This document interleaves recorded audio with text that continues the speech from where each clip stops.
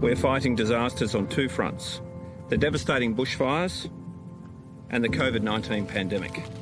This morning, the number of homes lost to the out-of-control Perth Hills fire was revised from 56 to 71 as the 200-plus firefighters battling the blaze braced for worsening conditions. We know that 71 homes have been lost. That number is expected to rise.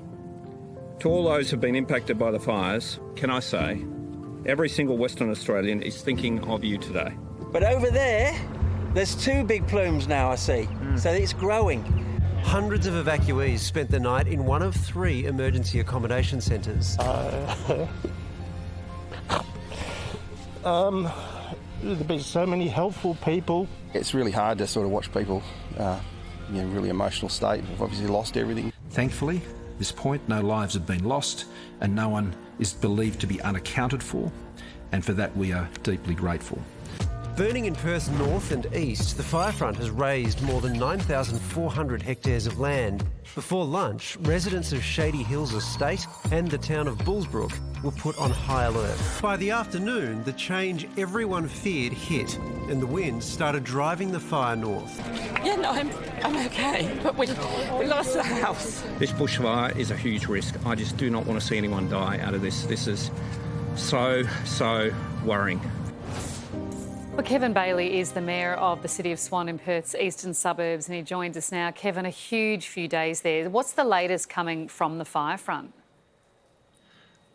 Kerry, we've just got news that in recent hours, with the change to a very strong southerly weather pattern, the fire has basically fired itself back up, reignited itself, travelling in a northerly direction, as you accurately reported, towards the suburbs of Bullsbrook and Shady Hills, which are now under immediate threat, and we've issued go now orders to everybody. So the fire I spoke to them earlier today. They're vigorously defending Shady Hills at this point in time. So just looking at that footage that's on the screen now, I actually live in Bullsbrook, so that's quite confronting. It's so fortunate so far that no lives have been lost. How worried are you, and how worried is the community heading into the night? Yeah, coming this late in the afternoon is a great concern. Our aerial firefighters are up there doing a fantastic job, but when the sun goes down, they're gone, and when you've got a very aggressive fire like this one is, to take that support away makes it very difficult for the people on the ground. So spoke to a number of residents today that left early today just in case, taken a number of phone calls now advising people you need to go. So there is a real concern for this fire now heading in another direction that we could have some more property losses here. So, yeah, you've said it's heading towards property. The Premier has said, effectively, brace yourselves, there probably will be more properties lost. How out of control is the fire right now?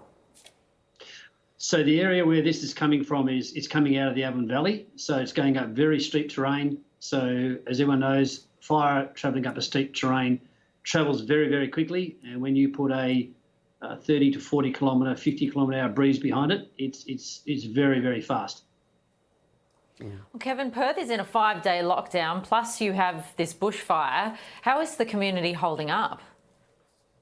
Look, our community are doing an amazing job. I visited the evacuation centres today. They're doing their best to both worry about what's happening at home and maintain their social distancing. Look, I said earlier today that if there is an upside to the lockdown we went into Sunday, is that nobody's at school, nobody's at work, so they are at home.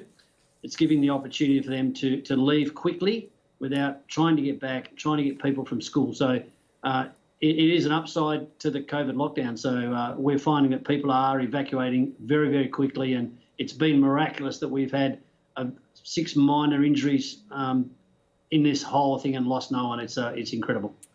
Well, Kevin, I grew up in the Perth Hills. It is a beautiful part of the world and such an incredible community there. So wishing you all the best of luck for the next few days, and thank you so much for your time tonight. Thanks, guys. Thanks, Kerry. And we should point out, if you've been trying to help with a donation to the Lord Mayor's Distress Relief Fund at appealswa.org.au, thank you for your support. We should point out, though, the website has been struggling to keep up. So please be patient, try again in a few hours, don't stop trying. With so much content online, it's sometimes hard to keep up with it all. And let's face it, who has the time? The Project YouTube has you covered with the stories that matter. Hit subscribe for a daily list of the news that you need to know.